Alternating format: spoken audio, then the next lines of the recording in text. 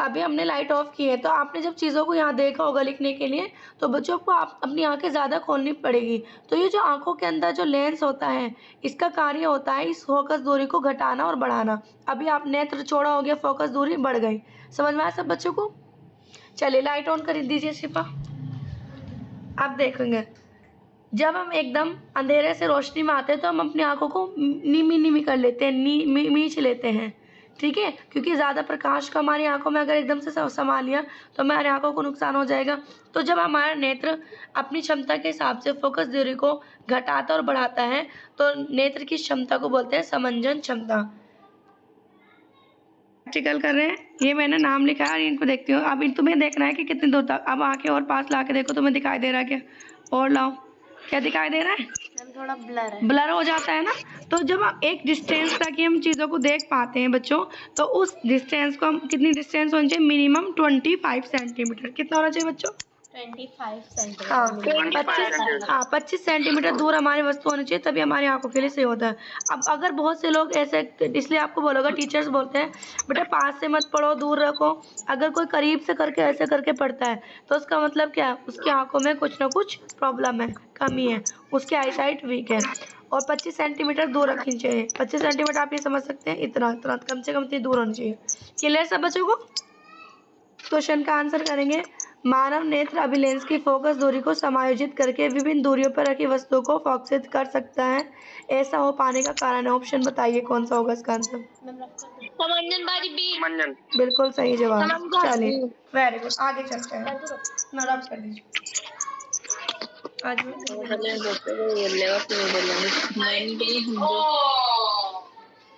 चलिए बच्चों, mic off करके पर्सनल बात किया करो सब बच्चे। अब देखो बच्चों, एक बीमारी जो होती है वो हमारे जो तो मैंने आपको क्या बताया कि मोतियाबिंद जो है वो अक्सर किसकी उम्र में? अधिक उम्र के व्यक्तियों को हो जाता है। इसमें लेंस धुंधला पड़ जाता है या सफ़ेद हो जाता है, दूधिया हो जाता है। और शल्य चिकित्सा करके भी ये आप आंखों की रोशनी को वापस दोबारा से नहीं ला सकते, ऐसा पॉसिबल नहीं होता। ठीक है, चलिए अब अगला टॉपिक नोट करते रहिए।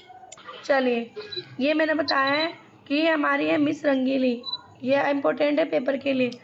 मिस रंगीली को क्या दिक्कत है? इनको पास की चीज़ें तो नज़र आ जाती हैं, इन्होंने पढ़ा ए लिखा, लेकिन मिस रंगीली को दूर की चीज़ें नहीं नज़र आती। ठीक है, इन्हें पता नहीं चल पाता कितना लिखा है, क्या चीज़ है। तो मिस रंगीली की इसका मतलब आंखों में कोई ना कोई प्रॉब्लम है। तो मिस रंगीली डॉक्टर के पास गई और डॉक्टर से पूछा, डॉक्टर साहब मुझे क्या प्रॉब्लम है? डॉक्टर साहब ने बताया कि आपकी आंखों में एक दोष आ गया है, आपको निकट की चीज़ें दिखती हैं, दूर की नहीं दिखती, तो इसे बोलते हैं निकट दृष्टि दोष। उसने कहा, डॉक्टर साहब दूर की चीज़ें नहीं दिखती तो दूर का दोष होना चाहिए, निकट का क्यों बता रहे हो? उन्होंने कहा, डॉक्टर साहब ने बेटा वो पेशेंट जी आप ध्यान दीजिए, आपको पास का दिख रहा है और दूर का नहीं दिख रहा है, निकट आपका सही है, तो जो आपका सही है वही आपका क्या हो जाएगा? दूसरा क्या हो जाएगा? दोष। अगर किसी को पास का नहीं दिखता तो निकट दृष्टि दोष। कैसा बच्चों, क्लियर है? अच्छा, अब बताओ, ये है मिस शफा, इनका नाम है शफा। अब मिस शफा को क्या है? मिस शफा को दूर का तो बड़ी अच्छे आसानी से दिख जाता है, लेकिन मिस शफा को ये नहीं दिखता कि मैम ने बोर्ड पे क्या लिखा है। अब ये तो बहुत बड़ी दिक्कत हो गई। मिस शफा इतनी दूर से पढ़ पा रही है, क्या अड़गम सड़गम लिखा है। अब मिस शफा को पास का नहीं दिख रहा मैम ने क्या लिखा है। तो मिस शफा को डॉक्टर ने कहा कि आपको दूर का दिख जाता है, पास का नहीं दिखता। बताओ इनका दृष्टि दोष कौन सा होगा? बिल्कुल सही। जो दिखेगा दोष का नाम भी वही होगा, दूर दृष्टि दोष। क्या हम दोनों का एक ही तरीके से इलाज करेंगे? नहीं करेंगे, दोनों को एक तरीके से इलाज नहीं, दोनों को अलग अलग प्रॉब्लम में दोनों का उल्टा इलाज होगा। तो पहले एक का इलाज पढ़ेंगे, दूसरे का इलाज पढ़ेंगे। ठीक है सब बच्चे? कंफ्यूजन होता है इसमें। मैंने आपको बताया दूर दृष्टि दोष है, निकट दृष्टि दोष। इसका अभिनेत्र लेंस बढ़ जाता है, यानी कि अभी लेंस की वक्रता बढ़ जाती है और तो फोकस भी क्या होगा? बढ़ जाएगा। इसके वक्रता घट जाएगी तो फोकस भी क्या होगा बच्चों? घट जाएगा। इसमें नेत्र जो गोलक होता है वो लंबा हो जाता है, इसका छोटा हो जाता है। इसके लिए हम संशोधन के लिए उत्तल लेंस का यूज करते हैं, इसके लिए अवतल का। दूर कैसे याद करेंगे? दूर, कोई दूर रहता है तो क्या है? दूर, और चल दूर मार उत्ते, दूर मार उत्ते, दूर मार, यानी कि दूर उत्तल। समझ में आया सब बच्चों को? अगर एक दूर याद कर ले तो निकट का याद करने की आपको जरूरत नहीं है। अब हम उत्तल ही क्यों लगाते हैं और अवतल ही क्यों लगाते हैं, हम उसके बारे में डिस्कस करेंगे। ये हमारी मिस रंगीली। अब बताओ मिस रंगीली को क्या दिखाई देगा? ये डस्टर दिखाई देगा या फिर मार्कर दिखाई देगा? बताओ। मिस रंगीली को निकट दृष्टि दोष है, तो निकट की चीजें दिखेंगी, दूर की चीजें स्पष्ट दिखाई तो देगा। मार्कर, हाँ मार्कर दिखेगा निकट दृष्टि वालों को। निकट का मतलब है निकट दिख, जो दो दोष है वो दिख रहा है, दूसरी चीज नहीं दिख रही है। अब इन्हें मिस रंगीली को निकट दृष्टि दोष है, बताइए क्या दिखाई देगा? बिल्कुल सही। अब बताइए ये मिस शफा है, मिस शफा को क्या दिखाई देगा? सही। डस्टर सही दिखेगा या मार्कर सही दिखेगा? क्यों? मिस शफा को कौन सी बीमारी है? बताओ मिस शफा को कौन सी बीमारी है? अब बताओ मिस शफा के लिए हम कौन सा लेंस लगाएंगे? मिस शफा के लिए बिल्कुल सही जवाब, बिल्कुल सही। तो वही यहीं पे होता है, निकट दृष्टि दोष में ये होता है। रेटिना पे प्रतिबिंब बनना चाहिए था, लेकिन रेटिना पे ना बनते पहले ही बन जाता है।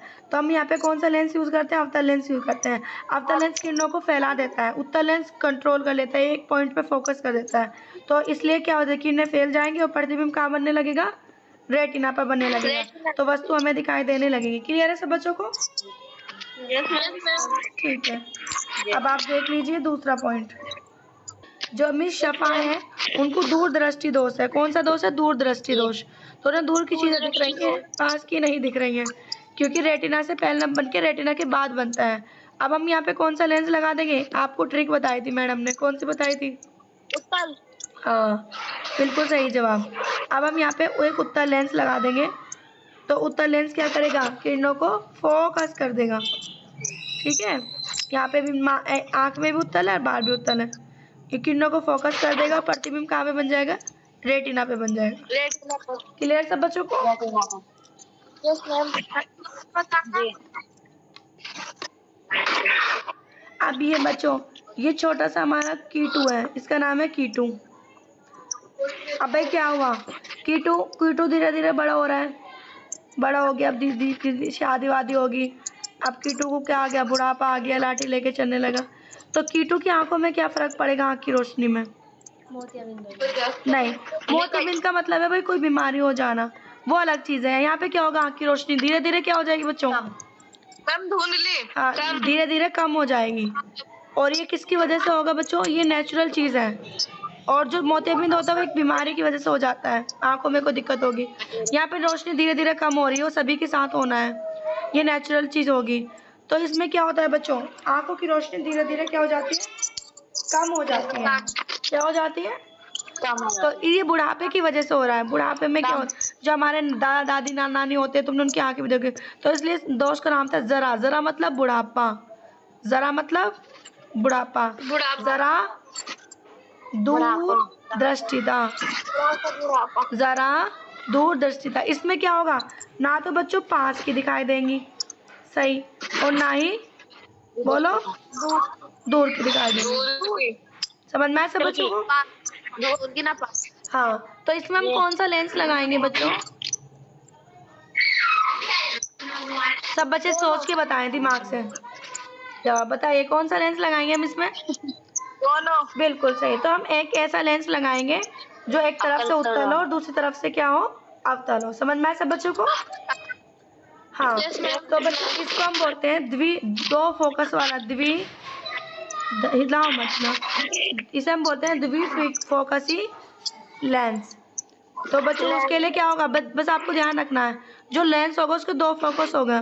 पहला जो पार्ट होगा बाहर से वो तो होगा अवतल, यहाँ पे कंफ्यूज नहीं होना। और दूसरा बच्चों कौन सा होगा? दूसरा होगा उत्तल। समझ में आया? जो लेंस एक ही लेंस लगेगा, एक लेंस के बाहर से जो होगा, बाहर से तो अवतल होगा और अंदर से कैसा होगा? उत्तल होगा। तो आप दूर की चीजों को भी दिखाएगा, पास की चीजों को भी दिखाएगा। क्लियर है सब बच्चों को?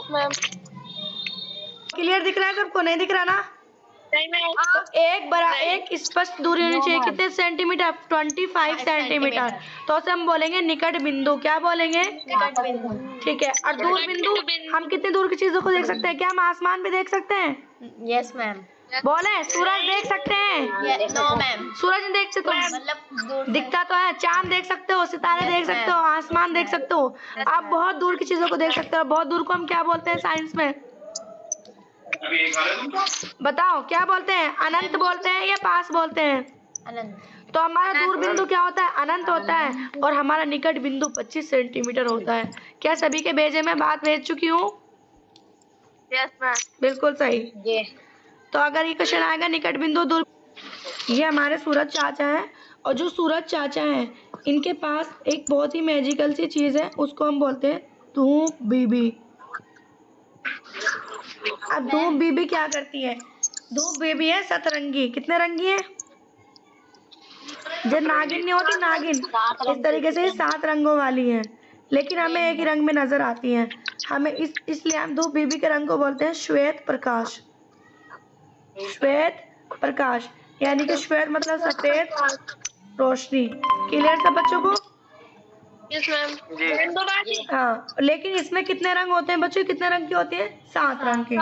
और वो 7 रंग के लिए एक ट्रिक होती है, उसे हम बोलते हैं विबग्योर। हाँ, ये मैं अपने बच्चों को पढ़ाती हूँ बहुत ज्यादा।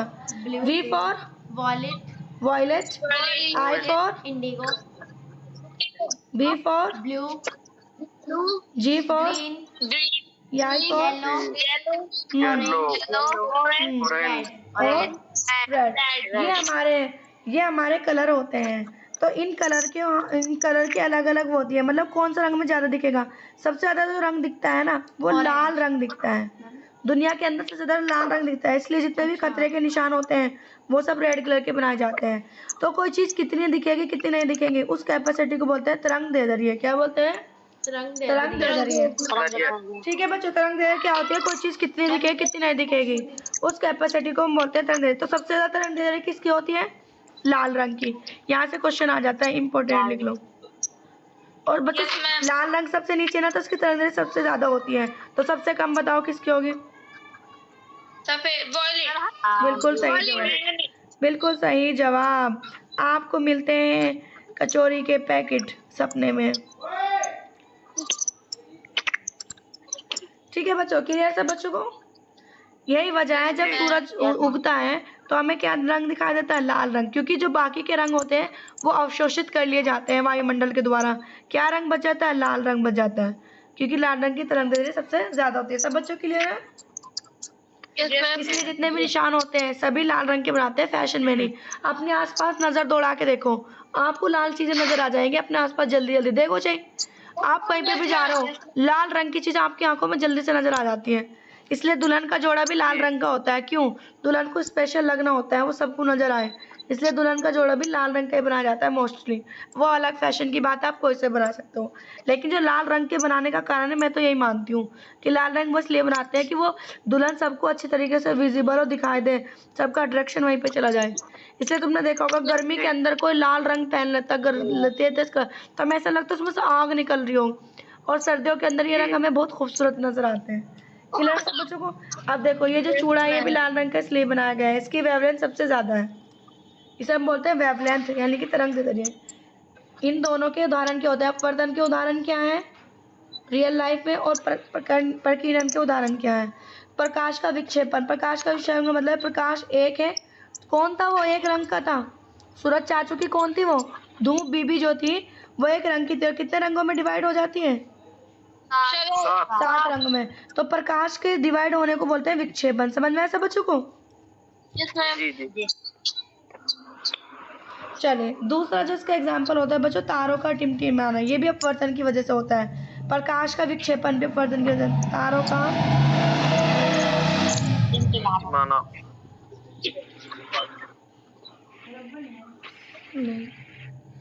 तीसरा होता है बच्चों